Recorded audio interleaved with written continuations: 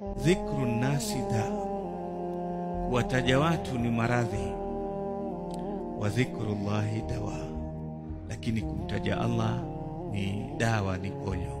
Kwa hivyo acha kujiongezea maradhi mwenyewe, bali tafutie tiba, na tiba iko katika kumtaja Allah tabaraka wa taala. Kwa nini? Kwa sababu inna Allah taala yaqul ana ma'abdi ma dhakarani wa taharrakat bi shafata.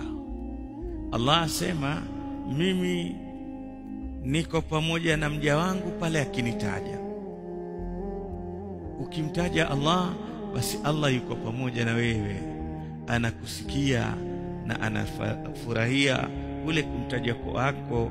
Fadhkuruni adhkurukum washkuruli wala takfurun, nitajeni nitawataja, nikumbukeni nitawakumbuka, na munishukuru mimi wala musikanushe neema zangu. Kwa hivyo la kwanza, tukithirishe sana kumtaja Allah.